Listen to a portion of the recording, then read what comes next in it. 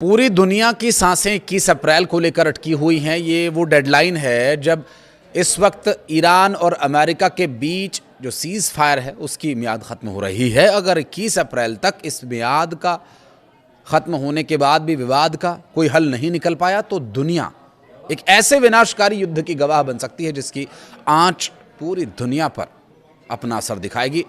समय मुट्ठी में फंसी रेत की तरह फिसल रहा है। अमेरिका इस जिद पर अड़ा हुआ था कि ईरान 20 साल तक यूरेनियम संवर्धन पर रोक लगा दे, जबकि तेहरान इसे 10 साल से कम रखने की बात कह रहा था।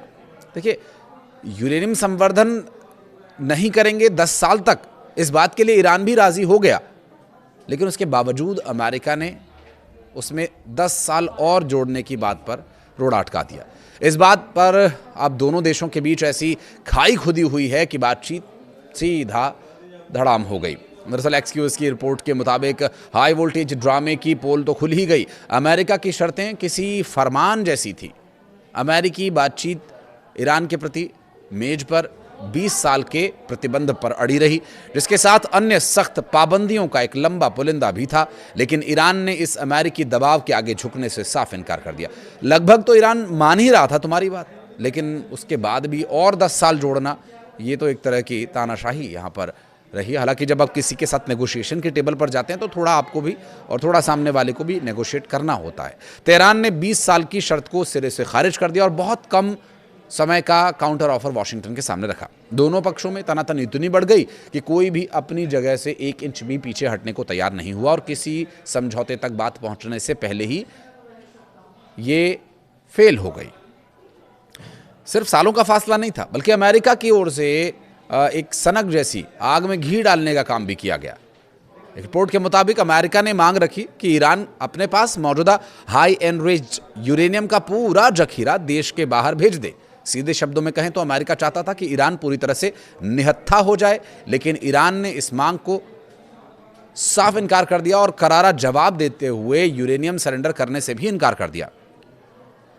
क्योंकि जिस तरह की परिस्थितियां इस वक्त बनी हुई हैं, उसे देखते हुए जो होर्मुज है, स्ट्रेट ऑफ होर्मुज, एक बहुत ही महत्वपूर्ण विषय दोनों ही देशों के बीच समझौते को लेकर बना हुआ है। अमेरिकी प्रेसिडेंट डोनाल्ड ट्रंप ने होर्मुज स्ट्रेट में समुद्री नाकेबंदी तो शुरू कर ही दी और चेतावनी भी दी कि अगर कोई ईरानी जहाज अमेरिकी नाकेबंदी के पास आता है तो उसे तुरंत खत्म कर दिया जाएगा। उसके उलट एक वीडियो देखने को मिला जो सोशल मीडिया पर काफ़ी वायरल भी हुआ। अगर कॉपीराइट का इशू नहीं आया तो इसके साथ बातचीत के साथ भी आप वो वीडियो देख पाएंगे, जिसमें साफ साफ दिखाई दे रहा है कि अमेरिकी वॉरशिप स्ट्रेट ऑफ होर्मुज की तरफ बढ़ रहा है और ईरान का जो जहाज है पानी में पहले से ही तैनात है और वहां से अनाउंसमेंट की जा रही है, चेतावनी जारी की जा रही है कि अगर एक कदम भी आगे बढ़ाया, पूरा फिल्मी सीन हो गया था कि अगर एक कदम भी आगे बढ़ाया तो हमला कर देंगे।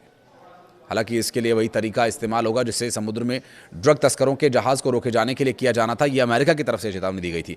तेजी और सख्ती से इस फैसले को लागू किए जाने की भी बात कही गई थी और ये फैसला जिसके तहत जो भी जहाज होर्मुज से गुजरेगा उसे रोककर उसकी जांच की जाएगी और खासतौर पर उन जहाज़ों पर नज़र रखी जाएगी जिन्होंने ईरान को टोल दिया है।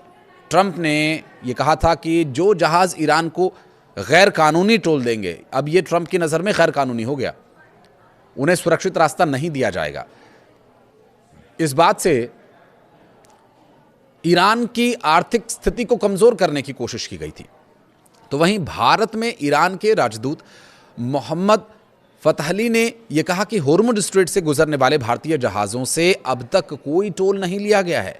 ईरान यहां से भारतीय जहाज़ों को सुरक्षित गुजरने में मदद भी करेगा। ट्रंप की धमकी जो देखने को मिली, जिसमें ईरानी जहाज़ अमेरिकी नाकेबंदी के पास आएगा उसे तुरंत तबाह कर देंगे वाली जो बातें कही गई, उसकी सिर्फ बातें देखने को मिली, जबकि ईरान ने जो चेतावनी दी और जो घेराबंदी की उसका वीडियो भी सामने आ गया है। और ईरान का स्पष्ट है कि भारतीय जहाज़ों की मदद होर्मुज स्ट्रेट में ईरान लगातार करेगा और सुरक्षित निकलने में पूरी मदद करेगा। दरअसल इस पूरे बहस और पूरी परिस्थितियों के बीच पोप लियो का भी एक बयान सामने आया, जिसमें पोप लियो ने ट्रंप से बहस करने से इनकार करते हुए कहा कि उनका काम राजनीति नहीं है बल्कि दुनिया में शांति फैलाना है। तो वहीं ईरान ने भी चेतावनी दी है कि अगर उनके बंदरगाहों पर हमला हुआ तो फारस की खाड़ी और ओमान सागर में कोई भी पोर्ट सुरक्षित नहीं रहेगा। ऐसे में सीज़ फायर की क्या कोई उम्मीद नज़र आती है?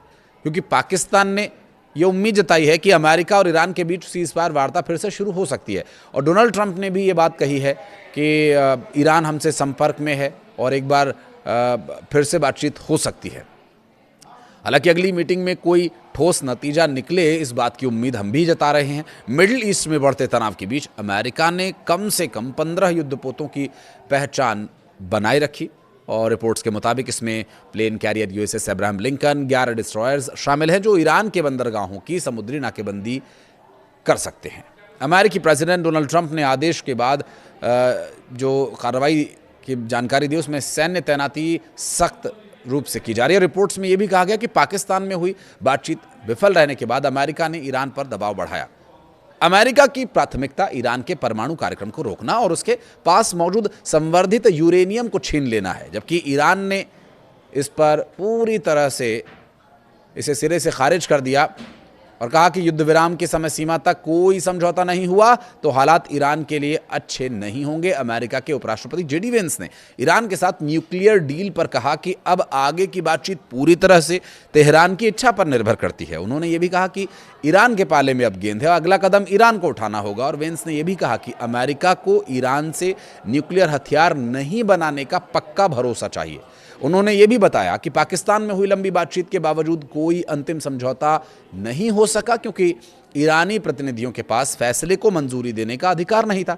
हालांकि कुछ पॉजिटिव साइंस मिले, लेकिन अमेरिका का रुख है कि ईरान को अब और ठोस कदम उठाने होंगे। अमेरिकी नाकेबंदी लागू होते ही स्ट्रेट ऑफ होर्मुज के पास 2 तेल टैंकर्स ने अपना रास्ता बदल लिया।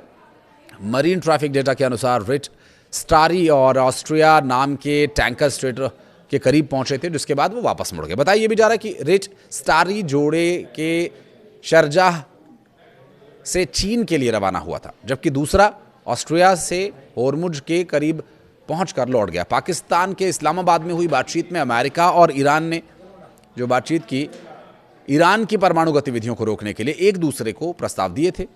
और इसके साथ ही एक जो रिपोर्ट न्यूयॉर्क टाइम्स में छपी थी, उसके मुताबिक 5 साल तक परमाणु प्रोजेक्ट रोकने का प्रस्ताव भी दिया गया था। हालांकि अमेरिका ने इसे स्वीकार नहीं किया और 20 साल की रोक की मांग पर जोर दिया। अमेरिकी प्रेसिडेंट डोनाल्ड ट्रंप ने ईरान युद्ध की कवरेज को लेकर अमेरिकी मीडिया, खासकर द न्यूयॉर्क टाइम्स पर अपने गुस्से को जाहिर किया। उन्होंने social media platform truth social पर लिखा कि मीडिया युद्ध की स्थिति को गलत तरीकों से पेश कर रहा है और ऐसा दिखा रहा है जैसे ईरान बढ़त में हो। ट्रंप ने दावा यह भी किया कि ईरान सैन्य रूप से पूरी तरह से कमज़ोर हो चुका है।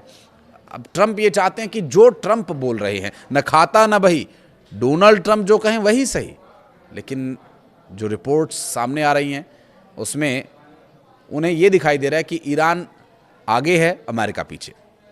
द न्यूयॉर्क टाइम्स को फेक न्यूज़ और भ्रष्ट मीडिया बताते हुए भी आरोप लगाया कि वो झूठ फैला रहे हैं, देश और उनके समर्थकों के खिलाफ काम कर रहे हैं। ईरान के विदेश मंत्री अब्बास अराक्ची ने खाड़ी क्षेत्र में होर्मुज में अमेरिका को उकसाने वाली गतिविधियों को लेकर कड़ी चेतावनी दी। उन्होंने कहा कि ऐसे कदम क्षेत्र और पूरी दुनिया की शांति और सुरक्षा के लिए खतरनाक साबित हो सकते हैं। फॉक्स न्यूज़ एजेंसी के मुताबिक अराक्ची ने ये बात रूस के विदेश मंत्री सर्गेई लावरोव के साथ फोन पर बातचीत के दौरान कही। उन्होंने जोर देकर कहा कि परिस्थितियों को और दबाने वाले कदम गंभीर परिणाम ला सकते हैं। दक्षिणी लेबनान के अल तैयारी कस्बे और इजराइल की ओर से हवाई हमले की भी खबर सामने इस बीच आई। सूत्रों के मुताबिक हमले के बाद इलाके में धुआं उठता देखा गया और लोगों में दहशत का माहौल है।